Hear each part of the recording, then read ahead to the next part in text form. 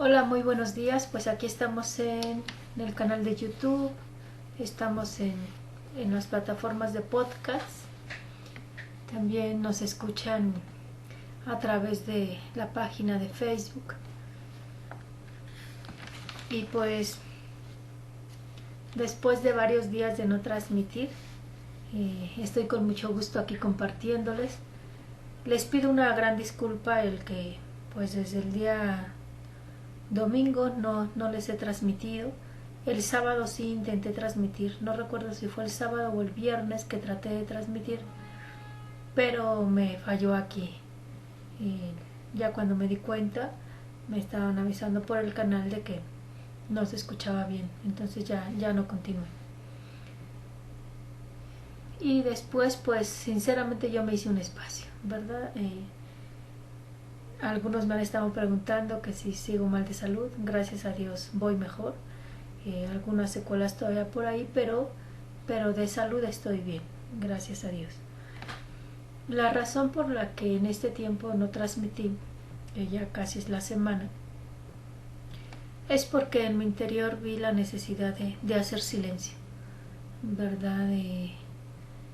Para mí, pues quisiera el, la reflexión del día de hoy, el programa del día de hoy, quisiera ofrecerla, quisiera que fuera un homenaje para mi hermano sacerdote, que por menos de un año fue obispo auxiliar de la Arquidiócesis de México, el padre Francisco Daniel Rivera Sánchez, misionero del Espíritu Santo. Por él somos hermanos, hijos de una madre, Beata Concepción Cabrera de Armida.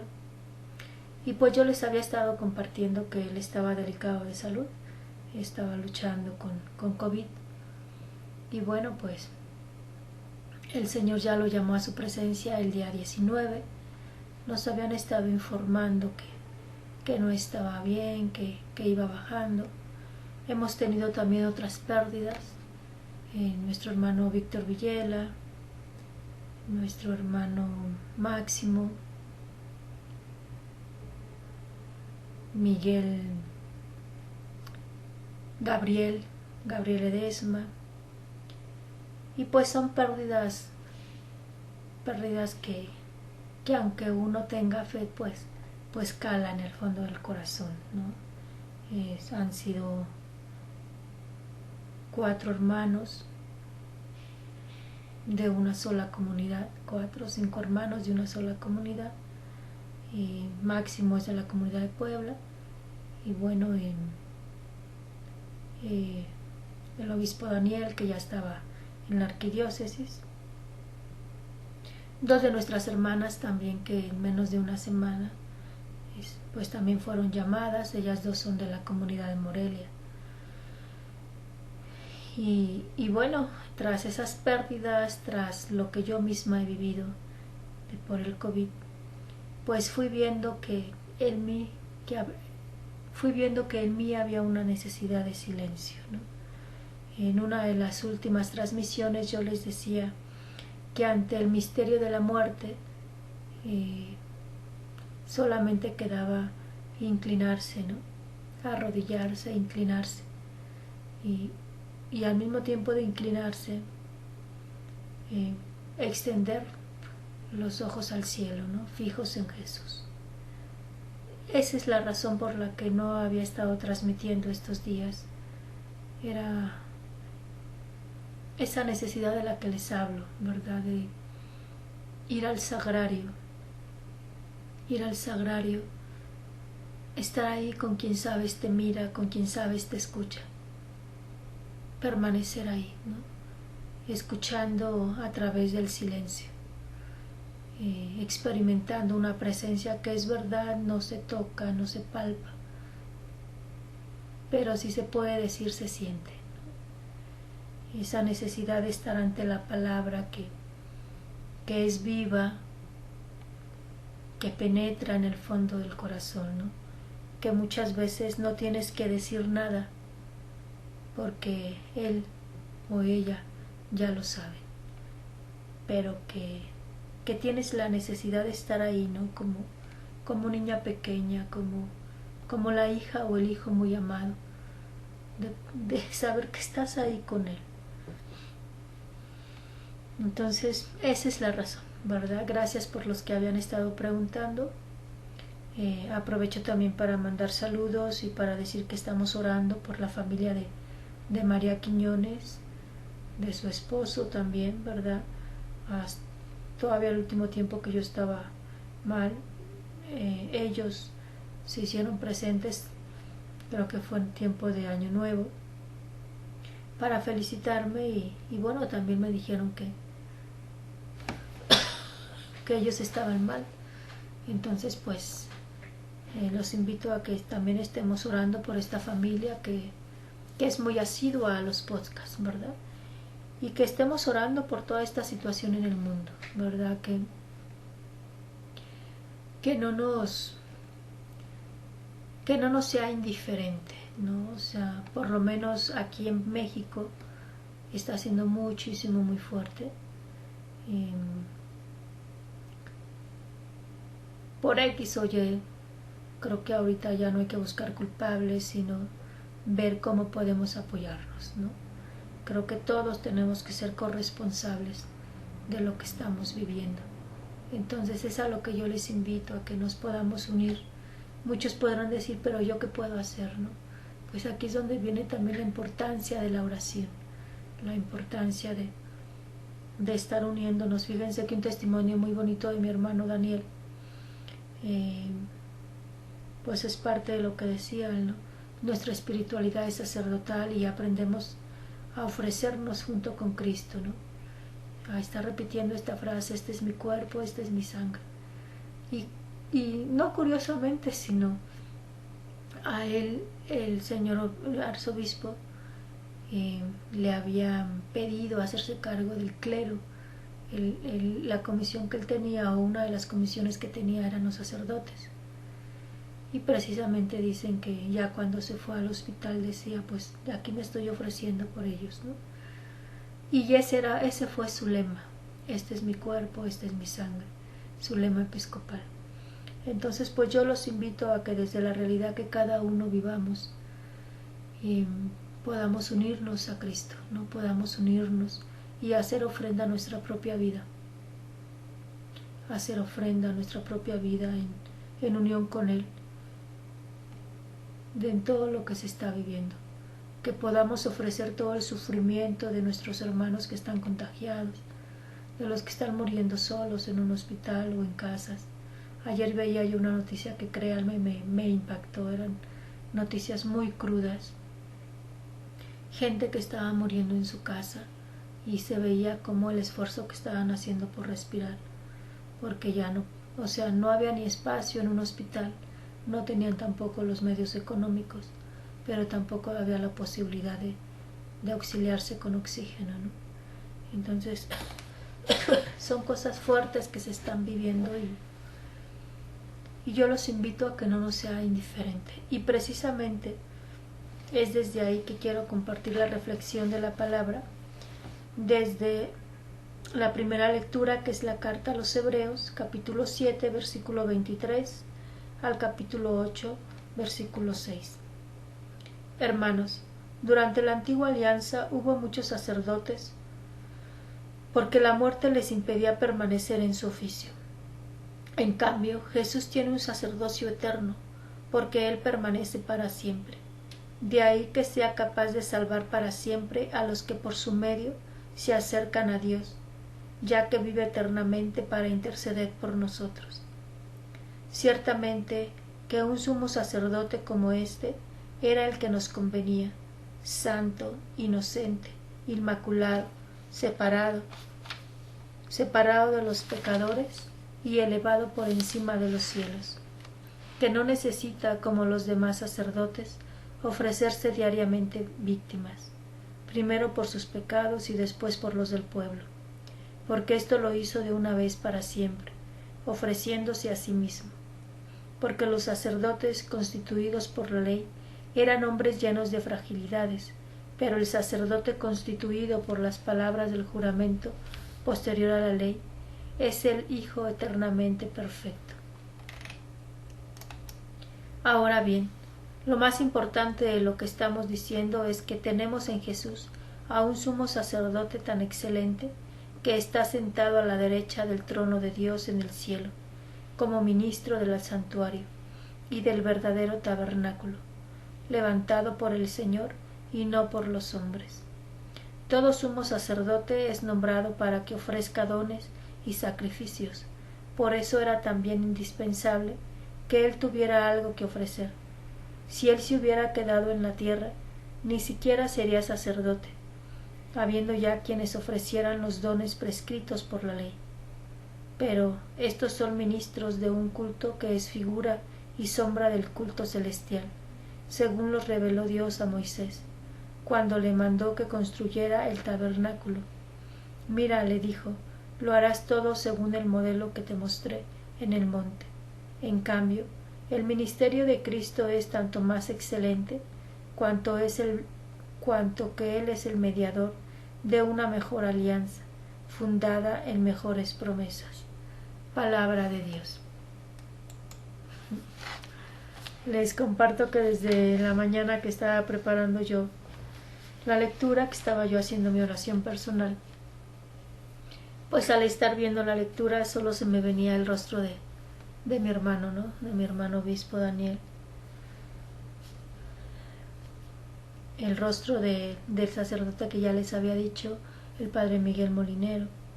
Y bueno, de todos estos sacerdotes, hermanos de congregación que últimamente han muerto, de un amigo sacerdote a quien yo quería como padre, el señor Arturo Lona, el obispo de los pobres, que también el Señor lo llamó el 31 de octubre. Igual, pues se dice que fue COVID, ¿verdad? Ya era un hombre mayor, 94 años. Y se me vienen estos rostros porque yo digo, ellos son sacerdotes, porque Dios los llamó a participar de su sacerdocio, ¿no? De este sacerdocio que ya no era un sacerdocio como el del Antiguo Testamento, al que los sacerdotes tenían que, por lo menos una vez al año, coger un animalito, un chivo expiatorio, por así, le imponían, por así decir, las manos, queriendo poner ahí todos los pecados propios, los de la humanidad, los de los hombres, ¿verdad? Pero ese era un sacrificio que se tenía que ofrecer, se tenía que renovar por lo menos cada año, ¿no? Entonces, la diferencia que es con Jesús es que Él se ofrece.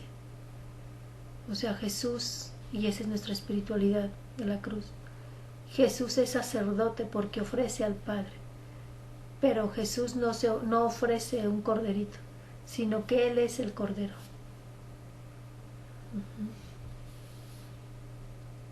Santo, inocente, inmaculado, separado de los pecadores y elevado por encima de los cielos, ¿verdad?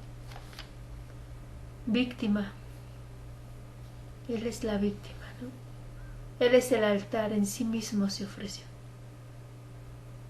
Recuerdo que cuando yo iba a hacer mis votos perpetuos, una madre me decía, recuerda que tú firmas en Cristo, en alianza para siempre de Él, esposa de Él. Y yo le decía, ¿cómo que firmo en Cristo? Dice, sí, dice, porque el acta se firma en el altar. Dice, y acuérdate que el altar es signo de Cristo, es presencia de Cristo.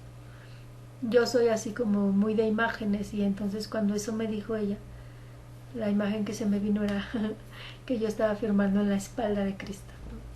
y que mi compromiso de ser su esposa, de decir sí, lo estaba firmando en su costado, ¿no? En su espalda.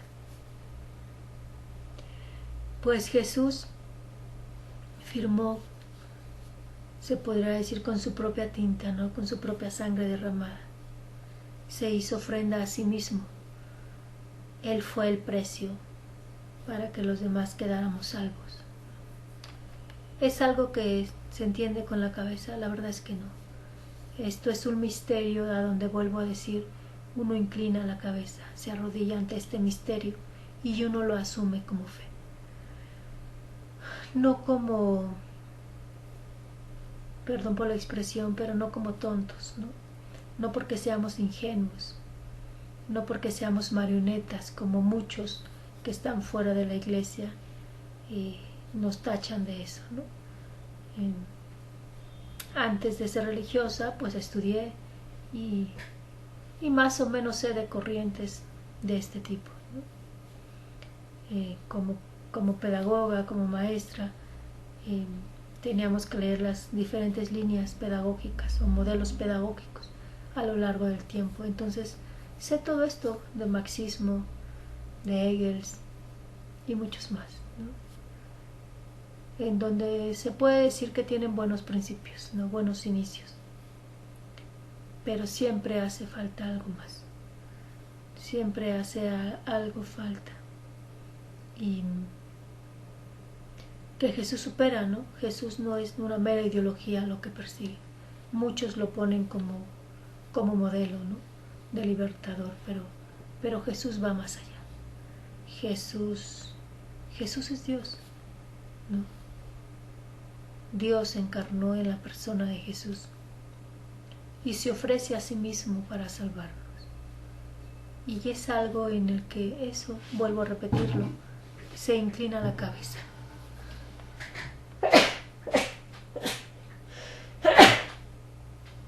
¿Verdad?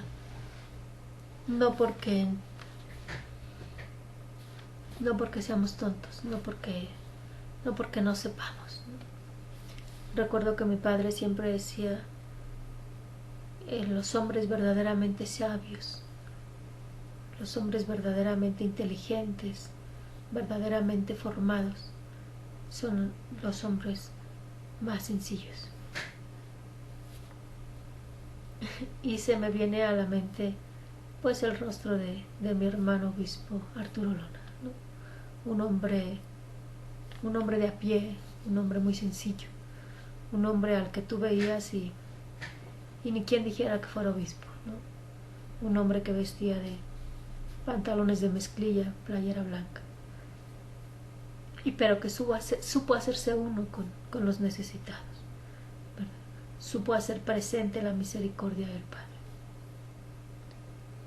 Y eso es a lo que nos está llamando, ¿no? Y es a lo que siento que en este tiempo el Señor está invitando, ¿no? A ser ese pastor que se ofrece a sí mismo.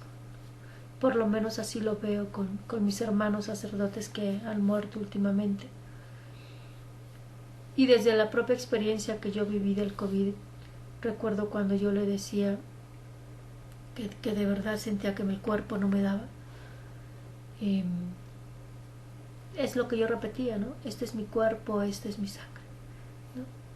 Recíbeme en tu unión, recíbeme con tu Hijo, Padre, ¿no? Para que en ofrenda permanente y hazlo fecundo en quienes están más sufriendo, ¿no? Yo tenía la ventaja de estar en casa, ¿no? ¿Cuántos están muriendo en hospitales? Yo tenía la ventaja de, gracias a Dios, tener la ayuda de las hermanas, el medicamento, aislada, pues sí, como todos, ¿no? Pero tenía el medicamento, tenía alimentos. ¿Y cuántos los hay que no? Y entonces esta lectura del día de hoy es esta parte, ¿no? De la invitación de hacernos ofrenda con el que ya lo fue, ¿no? Porque él ya no necesita repetir esa entrega, ese ofrecimiento, ya lo hizo una vez por todas. Y es un sacerdocio que permanece para siempre, en el que en fe creemos que nos unimos. Y como dice San Pablo, completamos, ¿verdad?, lo que falta al cuerpo de Cristo. Es unirnos a esta entrega sacerdotal. Y unir, yo los invito, o sea, recuerdo también cuando papá estaba enfermo, hospitalizado, y que a mí pedían ir a dar alguna bendición, una oración a los diferentes enfermos. Yo decía, cuánto sufrimiento hay aquí. Y ya cuando papá murió, yo le decía a nuestro Señor que no se me olvide, que no se me olvide el sufrimiento que hay en este hospital, ¿verdad? Porque este hospital es el reflejo de todos los demás hospitales en el mundo. Que no se me olvide estar orando por ellos, ofreciendo mi vida, mi oración por ellos. Y es a lo que yo los invito, hermanos, en esta situación que estamos viviendo.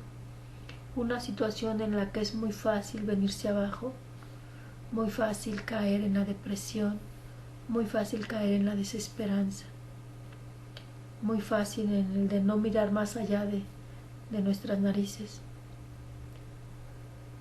Y la invitación es la misma, ¿no? Como se los he venido diciendo, irnos ante el sagrario, hasta donde sé, pues las Eucaristías están limitadas, pero los templos están abiertos, ¿no? Entonces, date el tiempo para irte a perder el tiempo con el que sabemos nos escucha, con el que ya se entregó por nosotros. Date el tiempo de meterte a la palabra y verás que por sí misma te estará hablando. Y bueno, estas reflexiones pretenden ser una ayuda para ello.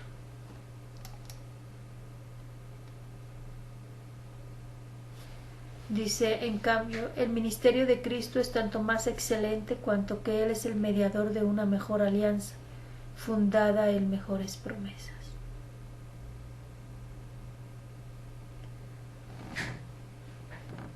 Muchas veces podremos preguntarnos, definitivamente la muerte te enfrenta a la vida, ¿no? Y podremos estarnos preguntando como cuál es el sentido de vivir, ¿no? Llevamos ya casi un año enfrentándonos a esta situación, donde lo cotidiano es la muerte. Y a partir de esa experiencia podremos sentirnos como con los ojos perdidos, la mirada perdida, de hacia dónde. Y creo que es donde viene esta respuesta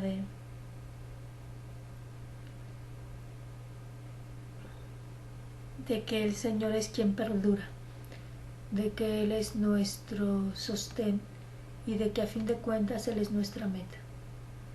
Y en base a eso quiero cerrar con el Salmo 39, ¿no? Que habla de esta parte de la fe en Él, de los ojos en Él, pero cuando lo miras, pues necesariamente ves la invitación a hacer ofrenda como Él. Dice, aquí estoy, Señor, para hacer tu voluntad. Y quisiera al orar este salmo, quisiera ponerlo en labios de los que han fallecido, no solamente de mis amigos obispos, hermanos obispos, mis hermanos sacerdotes, religiosas, sino también de toda la humanidad, creyentes y no creyentes, ¿verdad? Sacrificios y ofrendas no quisiste, abriste en cambio mis oídos a tu voz, no exigiste holocaustos por la culpa, así que dije, aquí estoy. En tus libros se me ordena hacer tu voluntad. Esto es, Señor, lo que deseo, tu ley el medio de mi corazón. He anunciado tu justicia en la gran asamblea, no he cerrado mis labios, tú lo sabes, Señor.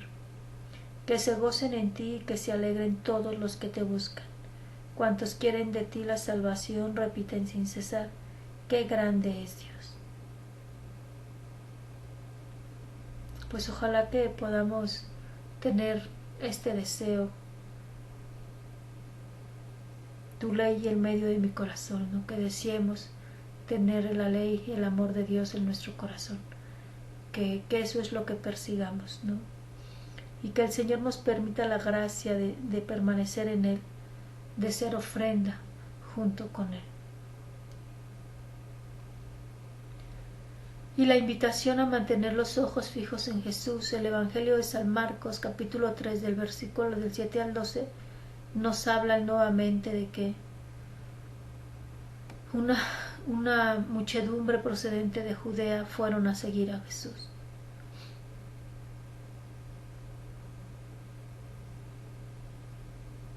Eran tantos que entonces Jesús le rogó a sus discípulos que le proporcionaran una barca para subirse en ella. Porque eran tantos los que padecían algún mal, que se echaban encima para tocarlo. Cuando los poseídos por espíritus inmundos lo veían, se echaban a sus pies y gritaban: tú eres el Hijo de Dios. Pero Jesús les prohibía que lo manifestaran. La pregunta es: ¿cuál es la razón por la que nosotros nos acercamos a Jesús? Y si es que nos acercamos. Y quisiera poner en claro esta parte porque nos podría pasar en esto que estamos viviendo. Porque quizá nos acercamos a Jesús para que nos sane, para que sane a los nuestros. Y al ver que no los ha sanado, nuestra fe se puede ver caída. Entonces tenemos que estar muy atentos. Jesús es más allá que un médico. Jesús es nuestro Salvador, nuestro Señor. Y la principal sanación que Él da es la de nuestras almas, ¿verdad?